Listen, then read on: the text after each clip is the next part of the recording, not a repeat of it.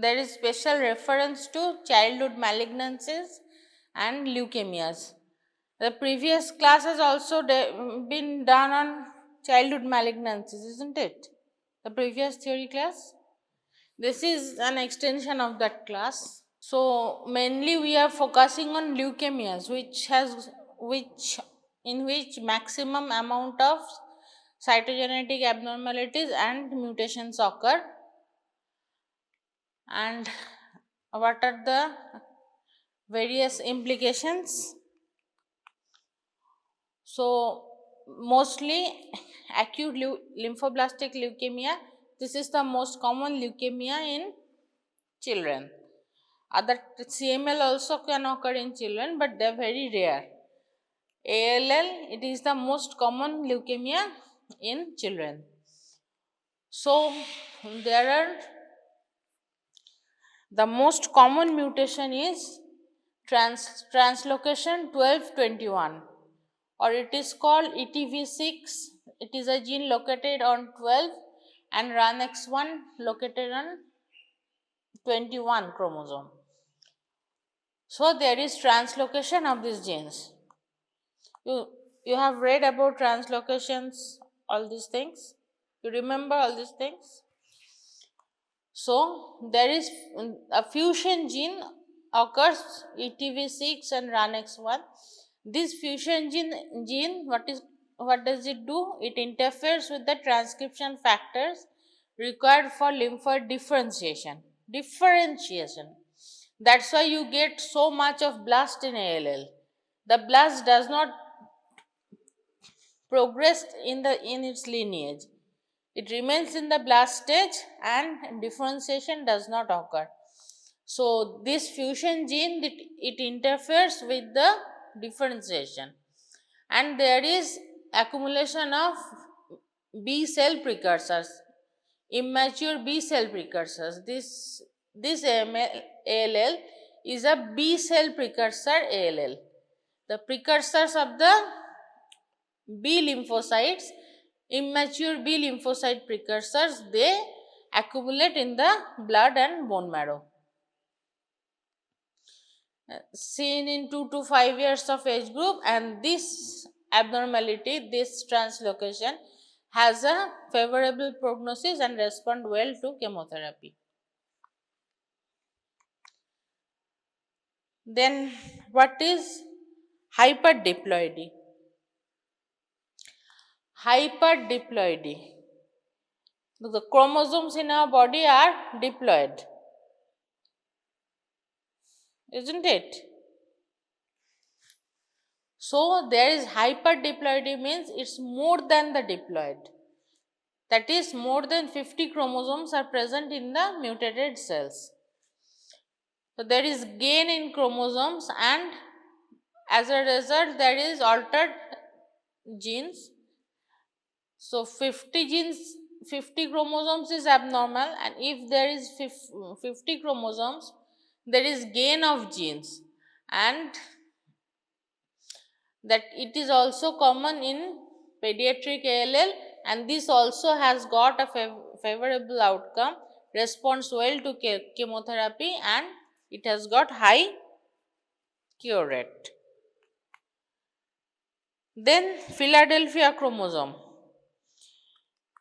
it is, it's translocation 922, it is BCR-ABL fusion gene. This is a very common type of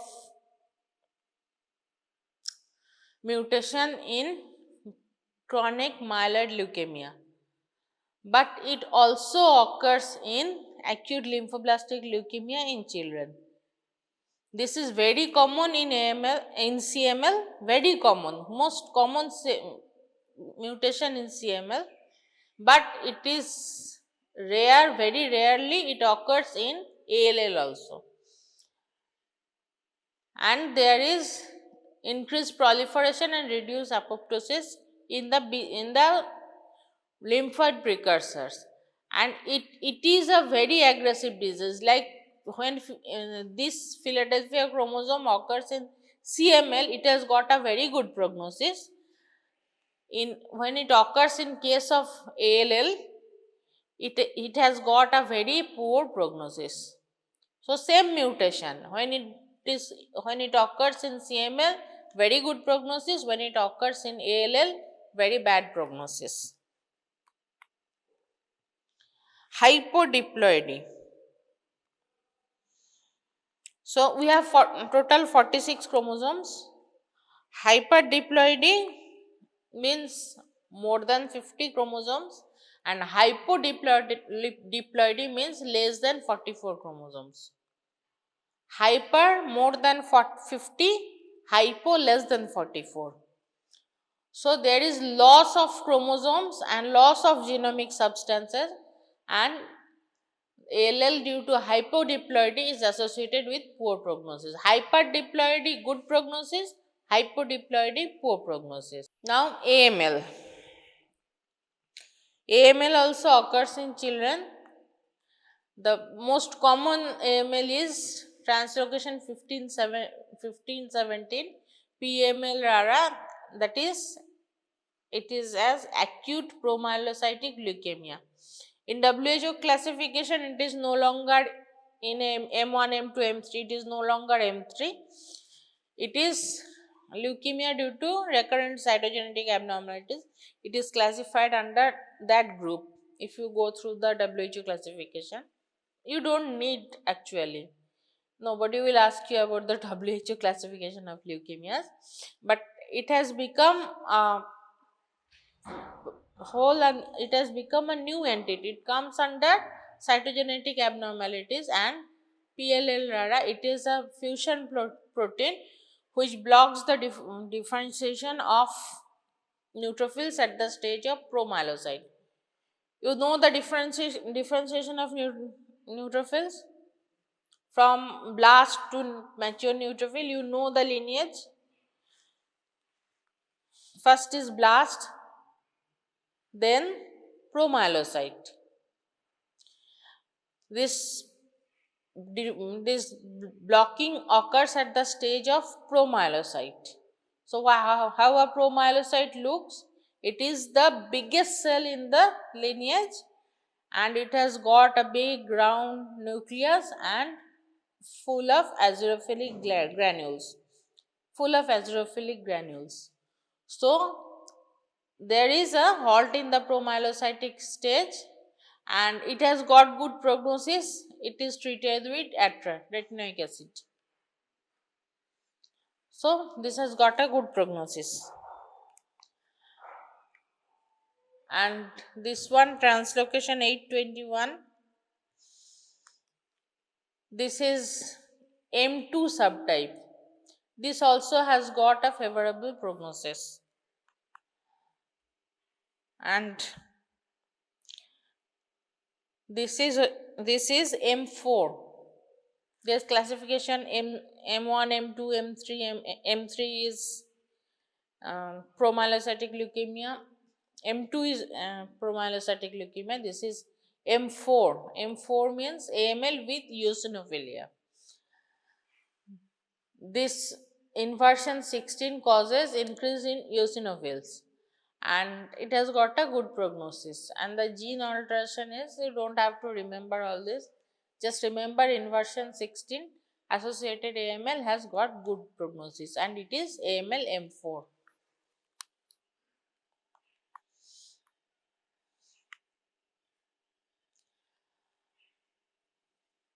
And there are also these mutations, FLT3 mutations, and this is also seen in AML, and it has got poor prognosis.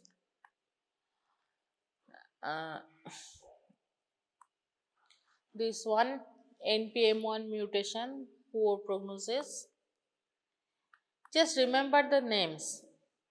P53 mutation, this also has poor prognosis. Just remember the names. P53, it has got poor prognosis.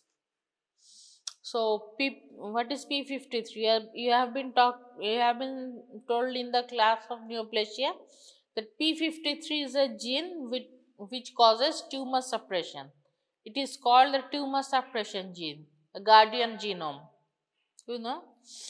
So if there is mutation in this p53 gene, then there are a huge number of tumor which occurs due to mutation in this p53 genes, and all the tumors which occurs due to p53 gene has got a bad prognosis.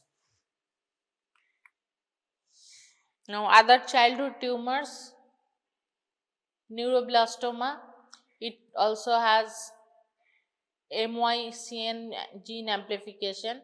This also has a poor prognosis. Retinoblastoma, RB1 mutation, it also has a poor prognosis, and there is loss of tumor suppressor gene. This RB gene, this is a tumor suppressor gene. So if there is mutation in this gene, there will be loss of tumor suppression, and it this thing may be inherited also. Retinoblastoma may be inherited, and in case of inherited, bilateral tumors are most may be seen. If it may be a wild type, means a wild mutation, you are RB1 mutation that is not familial, and it may be mutation which is familial. If it is a familial case, there may be bilateral tumors in both the eyes, and if it is not a familial case, then it may be bilateral, may be unilateral, and this RB1 is also a tumor suppressor gene, and there is a mutation in this gene.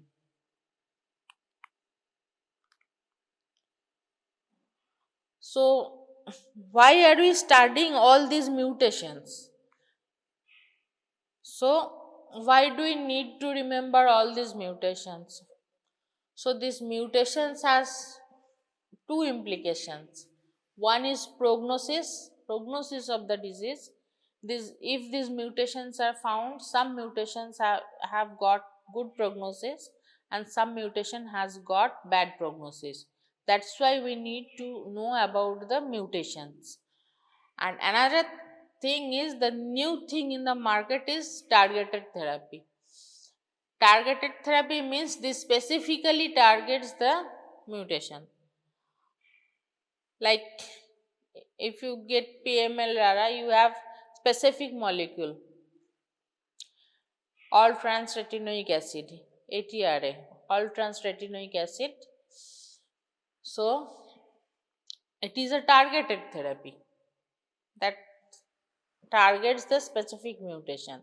So mutations are important because they determine the prognosis, and they they cause the targeted therapy is based on these mutations. You can develop targeted therapy, and targeted therapy are gradually developing, and it is used in many kind of tumors other than childhood malignancies. In adult malignancies also, this targeted therapy is used against the specific. So how it is inherited, how the mutations are inherited. So these mutations can be inherited as autosomal recessive, autosomal dominant, or X-linked.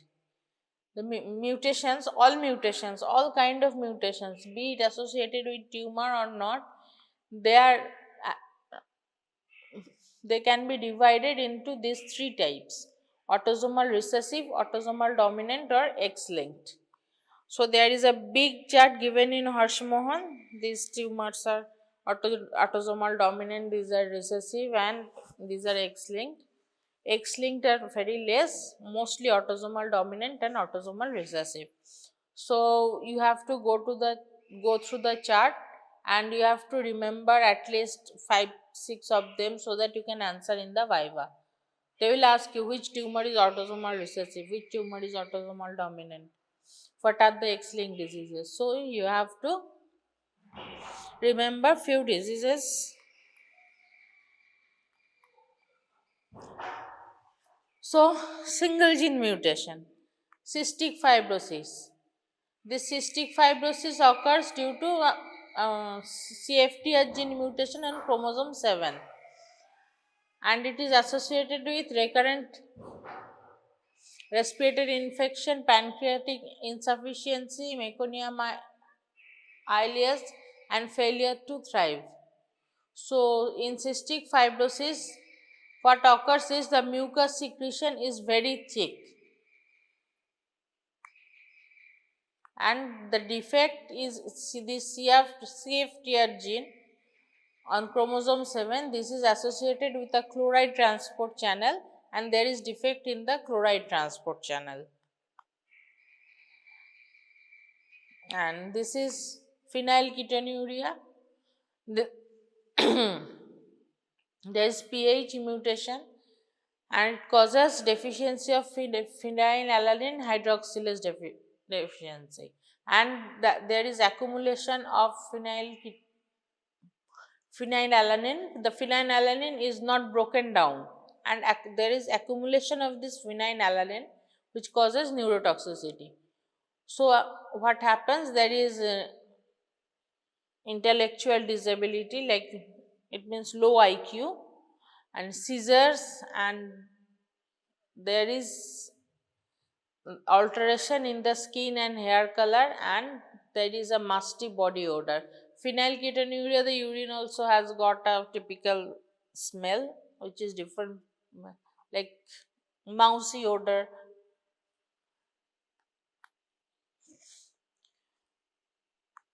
Duchenne muscular dystrophy, this occurs due to mutation in the dystrophin gene. There is a frame shift mutation, and this occurs in the X chromosome. This is X-linked recessive disorder, and occurs in what is this? There is mainly proximal weakness and onset in childhood. Gaucher sign, you have to remember just the name, and there is pseudo hypertrophy. Means the muscle is not actually there is the muscle is not increasing in mass. There is pseudo hypertrophy in the calf, accumulation of fat and hypertrophy. There is there the muscle is not actually growing. Another X-linked recessive is hemophilia A. There is factor 8 gene mutation. You know, you have been taught about hemophilia. Hemophilia, hemophilia A is X-linked recessive, and there is factor 8 synthesis, reduced factor 8 synthesis, and it is hemarthrosis, prolonged bleeding, deep muscle hematomas. These all occur depending upon the quantity of factor 8 in the body. So, and there are some metabolic disorders also, like galactosemia. So, what happens in galactosemia? It is inability to metabolize the galactose, and there is vomiting, jaundice, hepatomegaly, cataract, risk of sepsis. So, you have to remember galactosemia, and where it is a condition where there is toxic accumulation of galactose. The cell is unable to metabolize galactose. As a result, galactose accumulates within the cell, and these are the feature. And this cataract, you have to remember this one. This cataract is a very common and a characteristic manifestation of galactosemia. This galactose accumulates within the lens and causes opacity of the lens. Cataract, you have to remember, in galactosemia it is the main feature. Actually, it is the signature feature of this galactose accumulation. You have to remember cataract. When you are asked about galactosemia, you have to say that there is accumulation of galactose, and cataracts you have to mention. There is accumulation of galactose in the lens, and there is cataract. Maple syrup urine disease. So there is defective metabolism of branch chain amino acid. So branch chain amino acid metabolism is defective, and here you when you collect the urine of a patient of maple syrup urine disease, this urine looks like maple syrup and smells like maple syrup. Fruity sweet smell. From the smell of the urine itself, you can diagnose that it is a maple syrup urine disease. And it has got, this is the characteristic sign, sweet smelling urine, and there is neonatal encephalopathy and poor feeding and all those things. So, what you have to remember is maple syrup urine disease. This occurs due to defective branch chain amino acid metabolism, and you have to remember this sweet smelling urine. You have to tell these things you have to tell, otherwise you will not get the pass marks. These are the main features. The urine of the patient, this is the main feature. By smelling the urine, you will know that this may be a case of maple syrup urine disease, and it occurs due to this branch chain amino acid metabolism.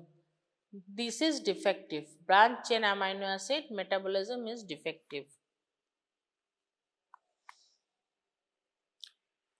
So there are other genetic diseases like achondroplasia. What happens? There is gain of function mutation and there is inhibition of endochondrial ossification. What happens?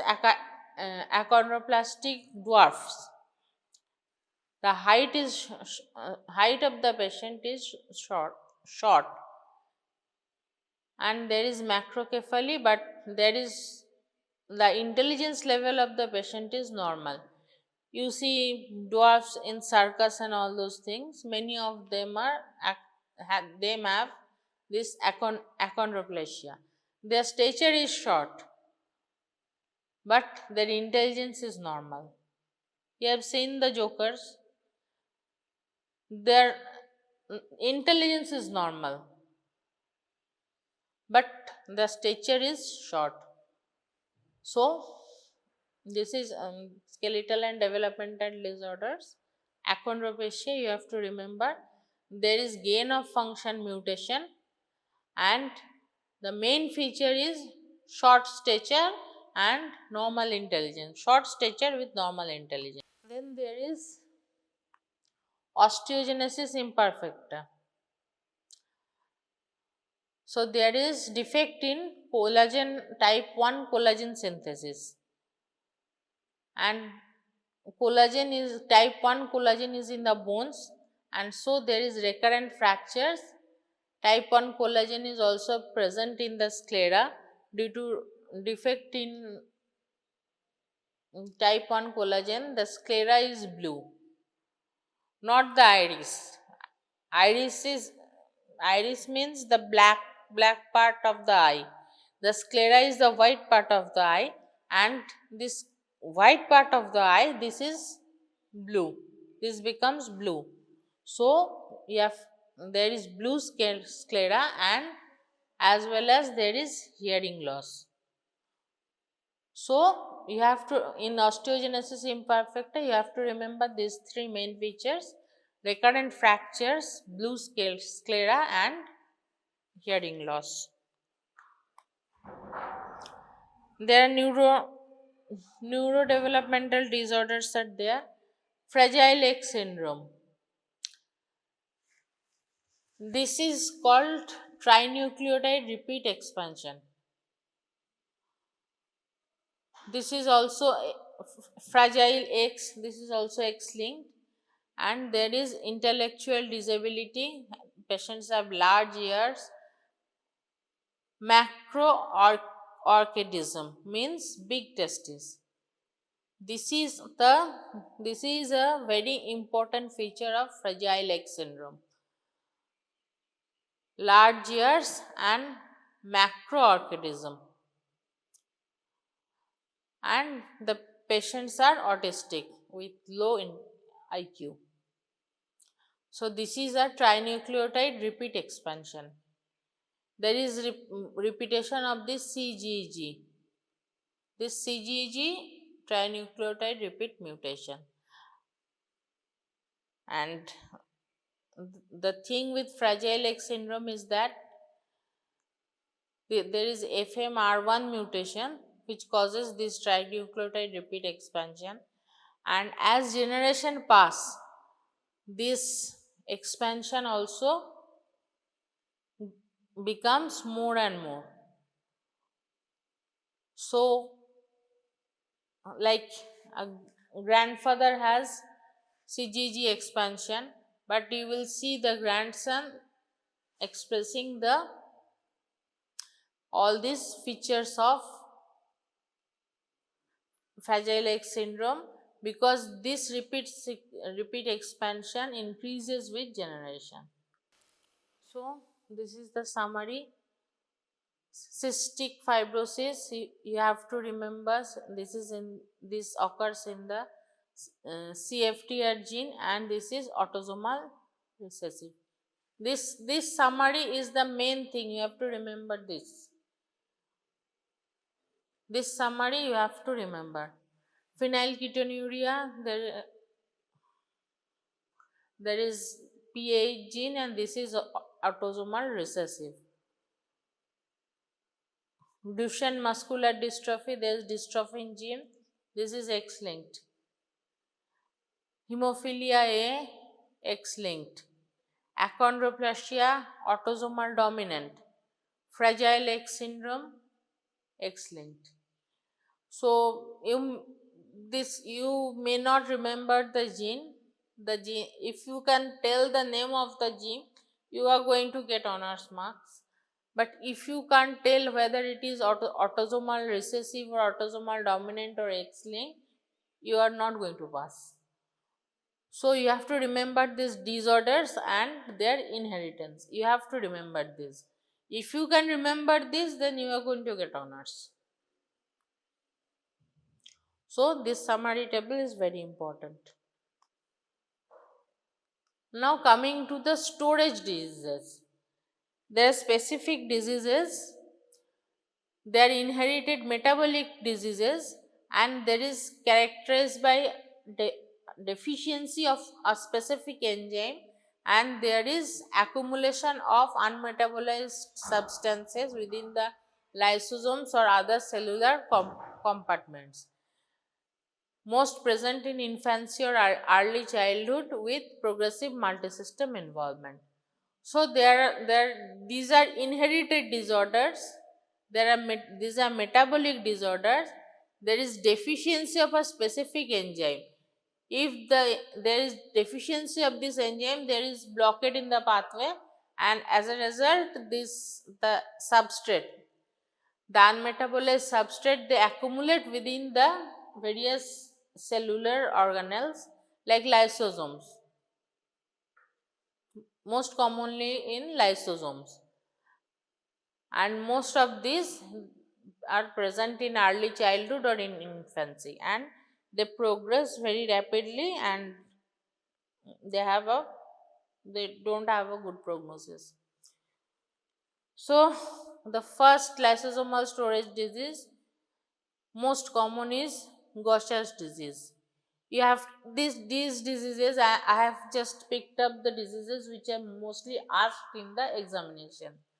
The first thing is Gaucher's disease. The enzyme deficiency is beta glucocerebrosidase. Beta glucocerebrosidase. You have to remember the name of the enzyme. Beta glucocerebrosidase. So this is glucocerebrosidase deficiency. So which thing will accumulate within the cell? Glucocerebroside. Cerebrosidase, you know it, ASC, this ASC adds this ASE means enzyme, and this ASE is added to the sub to the substrate, and the naming of the enzyme is like ASE is added to the substrate and the enzyme is named after that. So glucocerebrosidase means it breaks down glucocerebroside. So this is glucocerebrosidase, the beta glucocerebrosidase, and glucocerebroside, this thing accumulates within the cells. You have to remember this enzyme, what is stored and where it is stored. The accumulation in the it occurs in the macrophages, and you will find in bone marrow these Gaucher cells you will find in the bone marrow. You will find this peripheral blood, it is rare, you will find it in the bone marrow. In the bone marrow, the macrophages, you will find these Gaucher cells. What are the clinical features? Hepatosplenomegaly, anemia, thrombocytopenia, bone pains and fractures, and this is the most common lysosomal storage disease. This you have to remember, and this may come as a short note also. You have to prepare it as a short note also. Gaucher's disease, lysosomal, this is the most common lysosomal storage disease. There is a whole chart, but I am just going through the important ones. Tay-Sachs disease.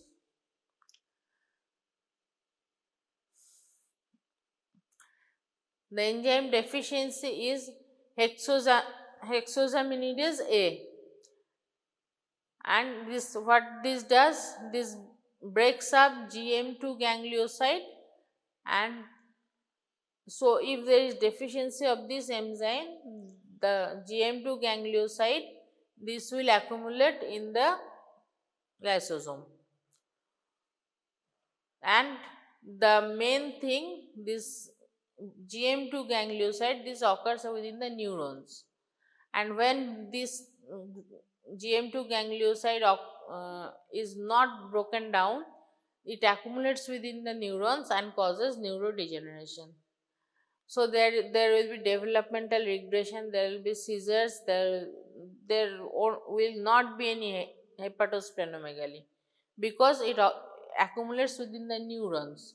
So hepatosplenomegaly will not be there, and the characteristic is cherry red spot on macula. If you examine the eye examination, if you examine the eye, the posterior compartment of the eye, if you see the macula, so you will get a cherry red spot on the macula. This is characteristic of this Tay-Sachs disease. You have to remember this enzyme, this stored material, and this is stored inside the neurons. So whatever signs and symptoms you will get will be related to the nervous system, and there will be no hepatosplenomegaly. In the previous disease, there was hepatosplenomegaly was a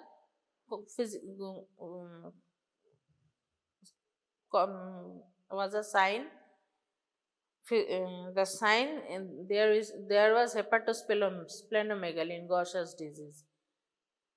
So hepatosplenomegaly is very common in Gaucher's disease. It is a characteristic clinical feature in Gaucher's disease, but when it comes to Tay-Sachs disease, there is no hepatosplenomegaly. Everything happens with the neurons, and there is a cherry red spot on macula. Niemann-Pick's disease, there is deficiency of sphingomyelinase. As a result, there is accumulation of sphingomyelin.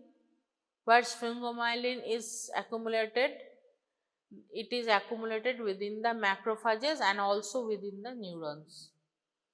Myelin is related to neurons. So it occurs in macrophages, accumulation occurs in macrophages as well as neurons. So when as it accumulates in the macrophages, you will get this hepatosplenomegaly, and as it occurs in the neurons, there is neurodegeneration. So, in Niemann-Pick's disease, both hepatosplenomegaly and neurodegeneration occurs, and here also you can get a cherry red spot. Because it is related to nervous system, you can get cherry red spot in the retina. Okay, so these things, you have to prepare these as short notes. They come as short notes, and I am picking up the important ones only. Then Pompe's disease. This is a glycogen storage disorder. It is the type 2 glycogen storage disorder, and the enzyme responsible is alpha glucosidase, and it alpha glucosidase causes breakdown of glycogen. So there is acid alpha glucosidase, so this one causes breakdown of glycogen. So there is deficiency of this enzyme. As a result, there is accumulation of glycogen, and the accumulation occurs in the lysosomes of muscle cells. Where do you find glycogen? Where is glycogen stored? Glycogen is stored mainly in the muscles. So, in the muscles, there will be accumulation of glycogen. So, muscle means cardiac muscles and striated muscles, skeletal muscles, cardiac muscles and skeletal muscles. In both the muscles, there will be accumulation of this glycogen. So, if there is accumulation of glycogen in the cardiac muscle cells, there will be hypertrophy of the cardiac muscles, and as a result there will be cardiomegaly, means the heart will be bigger in size due to accumulation of glycogen accumulation in the muscle cells. And there will be hypotonia. Hypotonia means floppy baby, means floppy. What is floppy baby? Like, if you lift up a baby, you will see that the baby is making the muscle movements, and baby will try to lift its arms or legs like that. But a floppy baby is like lifting up a doll or lifting up a teddy bear. Will a teddy bear raise its hands or raise its legs or give some resistance? No. So this is called floppy baby, like lifting a doll or a teddy bear, like that. This occurs due to hypotonia. The normal tone of the muscle is lost due to accumulation of lysosomes in the muscles, skeletal muscles, and gradually there will be accumulation in all the muscles, including the respiratory muscles also, and there will be respiratory failure, there will be cardiomegaly, there will be cardiac failure, and there will be hypotonia. The baby will not be able to sit, not be able to use the skeletal muscles. So, Pompe's disease, this one also you have to remember, type 2 glycogen storage disease. Then Hurler syndrome. This is alpha L iduronidase deficiency. Alpha L iduronidase deficiency. So, here what is accumulated? Darmatan sulfate and heparan sulfate. So, there is accumulation. These are called glycosaminoglycans. This darmatan sulfate and heparan sulfate, these are called glycosaminoglycans. So, there is accumulation of these glycosaminoglycans, and there will be coarse facial features, developmental delay, corneal clouding, hepatosplenomegaly, everything will occur. alpha iduronidase. Alpha L iduronidase. These are very difficult to pronounce and to remember, but you have to remember these things also. And darmatan sulfate, heparan sulfate, these are called glycosaminoglycans. You have read in biochemistry. So these glycans, these accumulate, and these are the features. Then Hunter syndrome. Iduronate sulfatase deficiency, and it has the clinical features similar to Hurler disease, but there is no corneal clouding. This is the differentiating point from Hurler's disease and Hunter's disease. In Hurler syndrome, there is corneal clouding. Means the cornea is the transparent part of the eye. The clouding means the cornea will gradually turn opaque. And in Hunter syndrome, it is an X-linked disorder, and here all the clinical features will be more or less similar to Hurler syndrome except corneal clouding. There will be no corneal clouding in Hunter syndrome.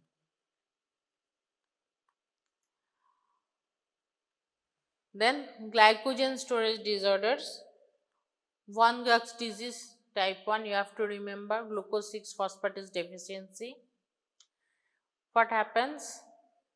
Severe fasting hypoglycemia, hepatomegaly, lactic acidosis, and doll-like faces. So the main thing is fasting hypoglycemia. Glucose 6 phosphatase deficiency, it blocks the glucose glycolytic pathway, so there will be drop in the glucose in case of fasting. So there will be fasting hypoglycemia. This you have to remember. Apart from this, there will be hepatomegaly, lactic acidosis, and all those things. Then McArdle's disease. I am just mentioning the important ones. These are glycogen storage disorders. Von Gog's disease, this is type 1. Type 5 is McArdle's disease. There is muscle glycogen phosphorylase deficiency. So if there is deficiency in this enzyme, there will be exercise intolerance, muscle cramps, myoglobinuria. There will be muscle breakdown, and these features will occur. This is not a good chapter, this is a boring chapter, but you have to remember all these things. And there is a chart given also in the book. And other storage disease like metachromatic leukodystrophy. Then these ones you have to know the names only. You don't have to remember all these things. This is related to peripheral neuropathy. There occurs progressive demyelination and peripheral neuropathy. So this is the summary. These are the main diseases you have to know. The enzyme defects and what are the key features. Gaucher's disease, beta glucocerebrosidase, and there is hepatosplenomegaly and bone pain. Tay-Sachs disease, hexosaminidase A, there is cherry red spot on the retina, and no hepatosplenomegaly. This sphingomyelinase, hepatosplenomegaly plus neurological features. Pompe's disease, acid alpha glucosidase, and there is cardiomegaly. Hurler's, alpha L iduronidase, and there is coarse facies. And Hunter's, like Hurler's except clouding of cornea. and von Gogh disease, glucose 6 phosphatase, and there will be severe fasting hypoglycemia. So this is the summary table. These 1 2 3 4 5 6, these 6 you have to prepare as short note. Okay, and if if you see the book, there is a huge chart given, type 1, type 2, type 3, type 4. There is a huge chart given. It is very difficult to remember that chart because you have many other chapters. You have systemic pathology, you have a good amount of general pathology. So this chapter is, if you go through all the diseases, this is very difficult. You can't remember, and if even if you study in exams, it will be very difficult for you to, like, those things doesn't come in the exam actually.